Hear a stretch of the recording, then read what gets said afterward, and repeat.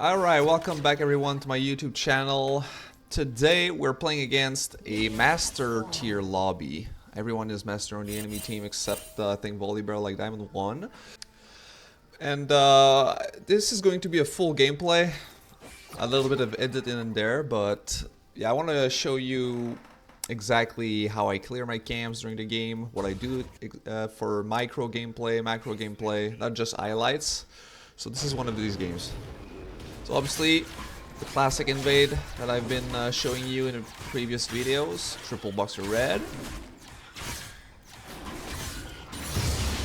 Smite it. So you have to do it as quick as you can. And here, the problem is, my bot lane was already fighting level 1. And I decided to help them because their lane was fucked either way. So, collect a free kill because you have red buff slow. And then, guess what? Another one. I saved their lane because Syndra was chunked to below 3/4 HP against ADC Ezreal Braum, which is a lot stronger than a mage TP lane early. So their 2v2 level 1 trade was pretty much grief, so I had to do something. Otherwise they would have lost like a couple of minions, they would have been frozen all game, etc.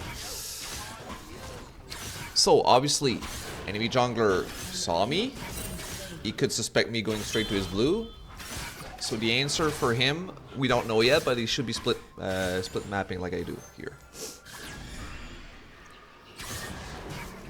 So we don't have any information yet. I'll just play for level 3.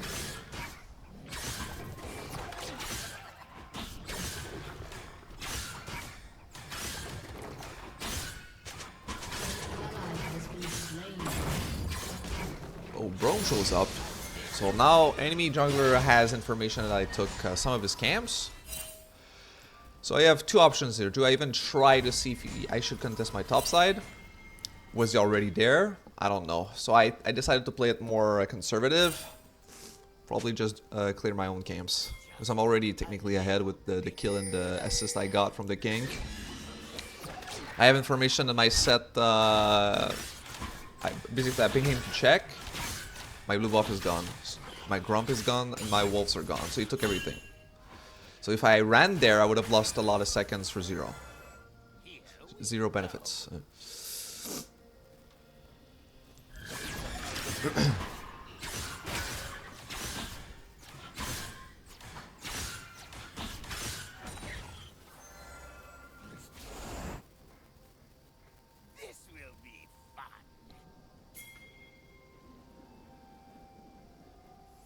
So I remember that Israel had no flash. Bro, I wasn't sure at this point, but it doesn't matter. At least one of them has no flash. Good kill. They have a good setup in this lane. Israel can shift over, it's unlucky. Now let's see Braum. And beautiful kill. When two of your laners have a setup for a CC, it's pretty OP. Especially Braum. Really good setup for ganks, but yes, Syndra can follow up. These kind of lanes can be really good to camp. And I went back for reset, got my Seraphic Dirk, went back to my wolves that came back up from their first clear by Cho'Gath. So Cho'Gath has timer on this camp. He knows that it's up, but he doesn't know where I'm at.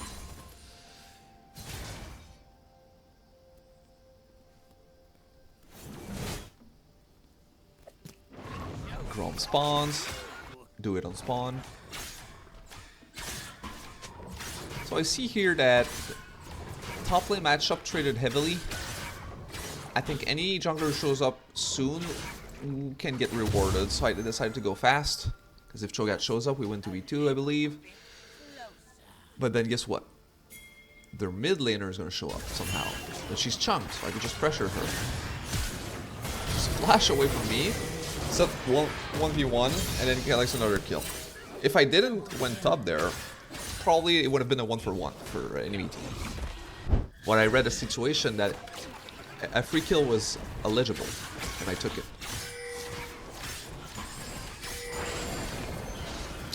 So obviously I reset after this play, went back to my Krogs immediately. Because my topside camp were gone, so I don't go back topside and do nothing.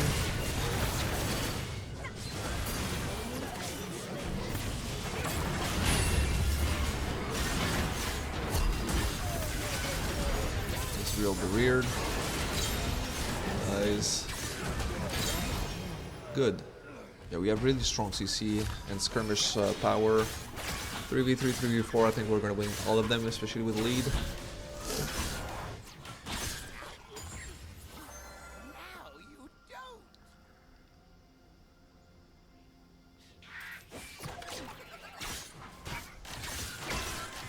So now there's not much else to do but to farm, so I take my camps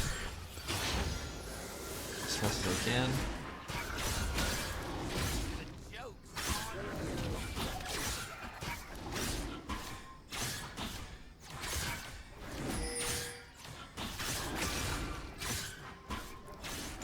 Rampage. Obviously, if you can play for objectives, you do it, and I use my ultimate no matter what.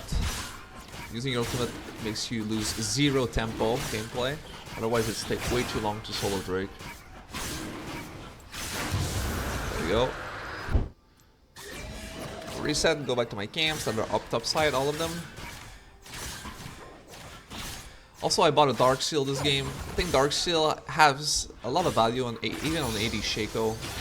It's a cheap item that you can stack easily. So instead of worth 350 gold during a game, it can be worth like the value can go up to 700 gold because you stack it, right? And I knew that I had control of this game, so I believed it was easy to stack it. Because obviously you max W for clear, so having Dark Seal makes you clear faster even. And it also empowers your E damage a little, etc. Now I'm trying to find Cho'Gath. He kind of went back topside, and he should be topside. So I'm trying to set up where he is and just pressure him. But I realize like grubs are up, and he might have been there, but it's griefy if he does, yeah. So if he shouldn't be allowed to do this because I'm hella stronger. So I don't know. He greeted. He kind of flipped that objective, knowing that I was near, but he still got 2 of it somehow. It got me by surprise a little because he should have never been there.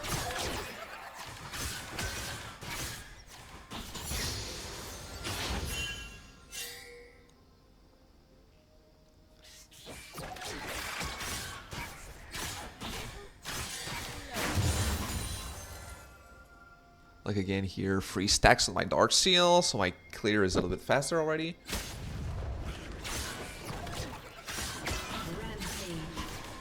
So now here, I'm taking his topside camp, so then I check.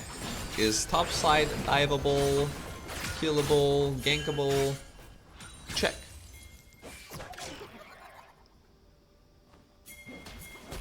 It is, so I just wait a little. Because the wave's already pushing, so I don't have to wait too much. And you just kill him.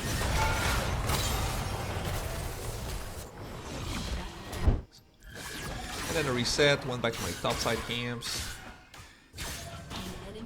It's really important that you always feel like you're doing something, whether it's farming, pressuring a lane, pressuring the enemy jungler, taking objectives.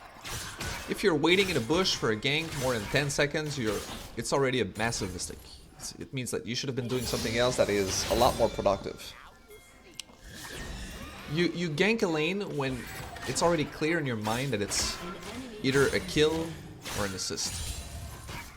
Or a flash. If your laners are struggling and you know the potential kill is not really there, but you know you can help your lane by just taking the flash out, it's still fine, but it means that your team is technically behind, so the game will be hard. But if you gank, and just to gank without knowing what's the result gonna be, then you're doing something wrong.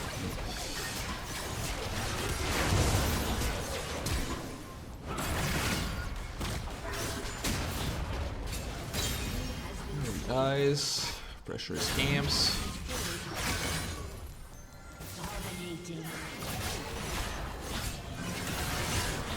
Look how fast I take this front here. Obviously my ult is up, but it's just so free. My tempo is so big. I have 11 KP. Oh, I have over 8 CS per minute at jungle. deathless, full objective control except maybe 2 grubs. That was random as fuck. It should have been mine, but he died for it. And obviously my top laner gapped the enemy top laner, if we're honest. And I feel like top lane role is one of the most important roles in the game right now. Like, I think it has the best value to carry a game. So if your top wins, I feel like the game is always winnable. That's my opinion, especially in higher low. So here, not only I'm winning jungle, my team is doing fine. I level 2 gang bot, so my bot lane never was too behind after that on the scaling lane. Especially in mage meta, where Syndra is obviously going to be probably stronger than Israel soon. The game feels pretty easy, but if my top laner wouldn't be winning, the game would have been completely different, honestly. I feel like top lane role is one of the most important roles that you have to win.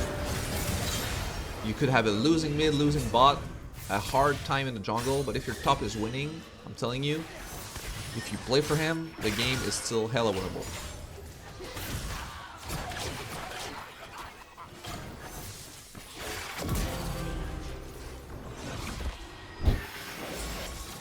I don't know how many times I've had games where I'm 2-3 levels up on enemy jungle, which I believe jungle is the hardest role to have a mega gap of XP comparing to your opponent, since all the nerfs since like season 13, but I could have one of the most perfect tempo I can get on Shaco, and if the enemy top laner plays well, not perfect, but if he plays well, I can be 2 levels behind minimum.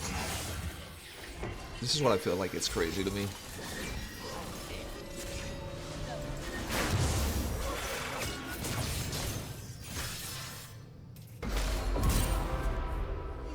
I've seen games where enemy top laner has like, let's say 7 CS per minute, maybe 1 kill.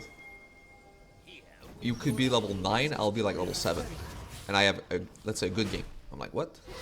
And it gets super hard to gank after that because they're way too strong.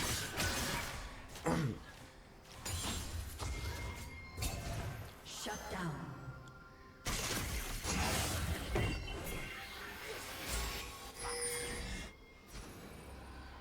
Like here I have more than a perfect game, I believe. I mean, it's never perfect. I have a really good tempo game. Volibear has a terrible game. He's like 1 and 8. And he's not able to farm. But I'm like only 1 level up. You know what I mean?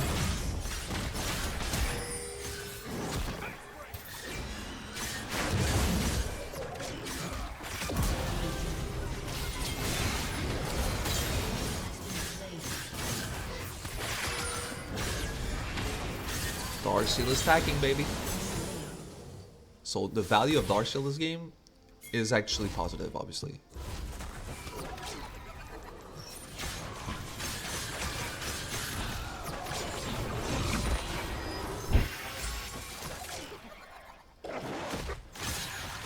And once again, you have Umbrail, Cyclosword. Biggest power spike of the game, as it is Shaco. I can just have fun at this point. The game to me was already won, so I can look for kills only and play for my damage.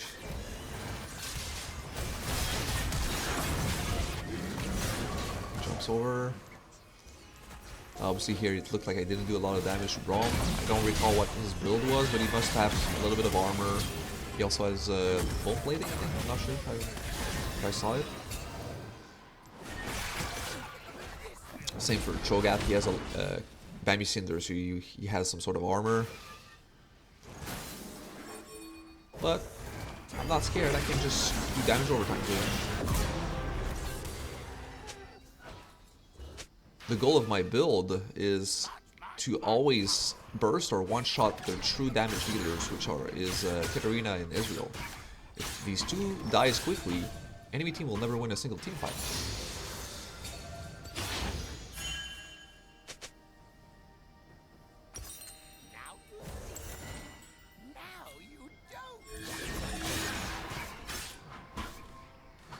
Look at that, I hit the camps twice with my autos and I can already leave. When you build up your tempo, it's crazy what you can do. especially with these X-Tech gates. If you're lucky enough to have those as well, this is the highest tempo you can get. Pretty sure that game I got close to 10 CS per minute while having so much kill participation. It's hard to have both in a game. And if you play for objective control, obviously your tempo is going to slow down a bit, but obviously playing for objectives is always important most of the time. Play with clone, wait for my cooldowns. There we go. I feel like enemy team here is pinging towards Baron, but the game is so early that it's still Rift Herald. So I decided to run straight to Dragon Soul instead. Third Dragon, my bad. Dragon Point, I want to say. So they can take Rift Herald if they want, but you don't need everybody to run there, like the ping insinuate to.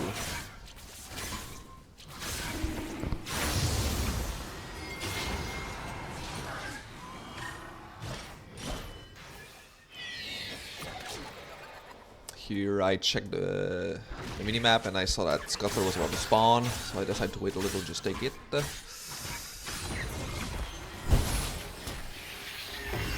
And now I think we're building towards Profane item. For an even bigger snowballing item, I remember I checking Katarina's item, Ezreal items, as long as they don't buy armor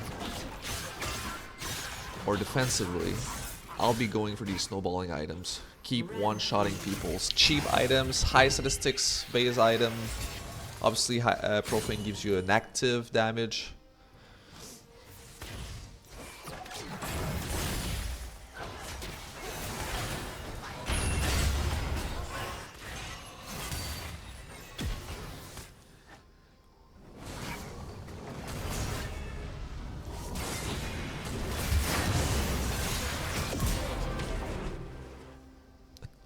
That's a tank, by the way. Rome sweeps because they saw me, so he wants to know if I queue in. So I just wait the duration of the sweeper before going in or out.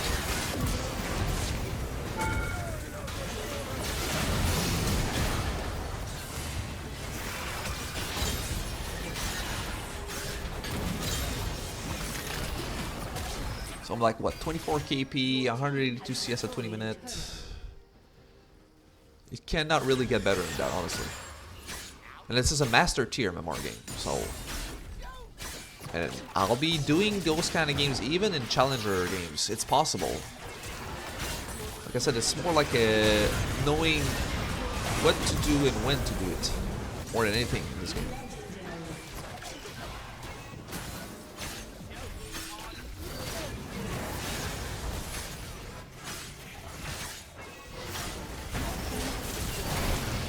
Again, instead of goofing around and playing for kills, I still play to win. So to accelerate the game, I decided to just run straight to inhibitor, get the wave in. Now we cannot end again. So what do? Okay, so Volibear jumps in, he will die. But since I'm getting low HP and I want to give a free shutdown, we don't have much waves to play with. Although Seth just somehow killed Ezreal too, so I'm like, what the fuck happened? I went back in. But I'm low HP, so I have to play more passive. We have another wave coming in. Well, that guy just did a pentakill by himself. That's crazy. He got it one by one as well. That's crazy.